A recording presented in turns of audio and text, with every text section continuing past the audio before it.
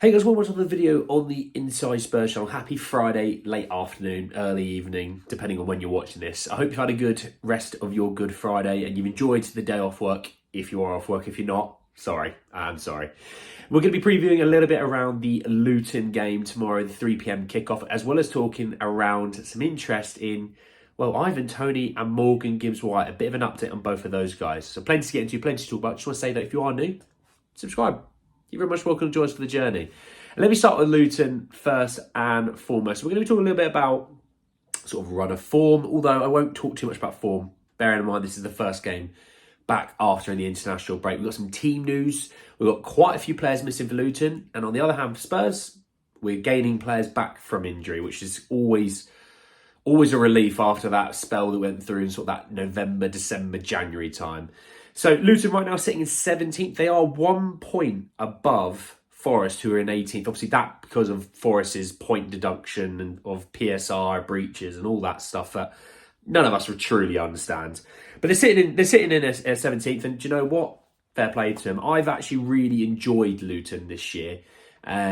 It's refreshing, a club coming up and kind of going, look, we haven't got the money to spend. We're not going to be able to compete with even teams that are sitting in 14th, 15th and 16th. But we're going to give it a go anyway. And Rob Edwards, if he keeps them up, I genuinely sit there and say he might be manager of the season. Forget Emery, forget Ange, forget anyone that might win the title. For me, that would be the crowning achievement. A guy who's kept a team up that, let's be honest, everyone thought they'd finish absolute rock bottom. And rock bottom is Sheffield United. And they're 8 points clear of them. So do you know what? Amazing. Obviously, when we played them earlier on the season, we won 1-0 away. It was the game that Ibasuma got the second yellow for diving. Apparently, no other player in the league is allowed to get a second yellow for diving. We've seen it countless times.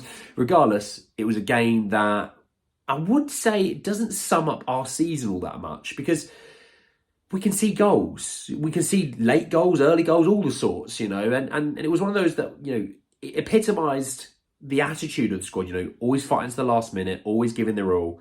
But we expect to kind of concede, to be honest. When we look at Luton, that was a performance. I think that I thought, do you know what? Had it been 11 men, we're going to win 3-4-0. Actually, if you've seen this season, other than that weird game at the FA Cup with City, they have played everyone at home ridiculously well. Liverpool, City, Arsenal, all sorts, This game, I don't see it being too much different. I see it being a game where at half-time I expect to be 0-0. I genuinely expect it to be really difficult to break them down. I do think we'll get them finally. I think maybe the 65th minute period, somewhere in there maybe, I think we get them. And I do think we get them for another, I'm going to go 2-0, okay? When we look at the run of form, they are coming off 2 draws and 3 losses in their last 5 games. They conceded 60 goals a season, so conceding 2 a game, hence why I've gone with the 2-0. But I tell you what, for a team all the way down there, they've scored some decent amount of goals. They're sort of scoring at a goal and a half every game. So I'm being bold with my 2-0. I know you'll tell me your sort of score line and how I might be wrong. But yeah, really excited. Obviously for Spurs, must win. It's a must win. I think Villa play after us or tomorrow. Wolves at home. I think it's the 5:30 kickoff. But regardless, it's about making sure that we do not allow Villa to get any further ahead this weekend. This weekend, fill your boots, get the win. We've got obviously that pretty horrific, I wouldn't say stretch because I think they've been moving some games around and I know City's might be getting postponed towards the end of the season. But we're still going to play City at home, Arsenal at home, at Anfield. We've got a few really difficult games. Still got to go to Stamford Bridge. That we know what that sort of battle of the bridge game can be like. So this is a must win for me. I genuinely think this is a must win. But yeah, hopefully we go into the game with a little bit of an oomph, a little bit of a let's make up for what we lost at Fulham, So that's the key thing for me. Looking at some team news. So I'm going to start with Luton Town personally first.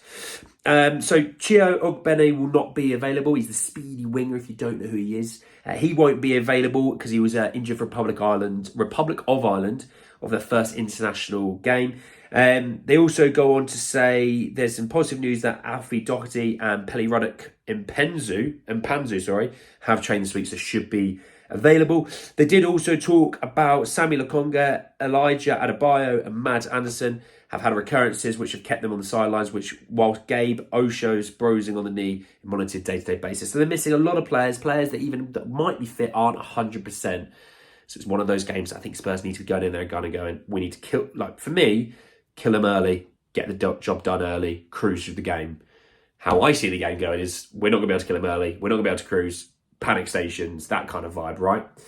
So there's that. For Spurs, a little bit of good news. Mickey has returned back to training this week. For me, I don't want him to play, though. I'll tell you why in a minute.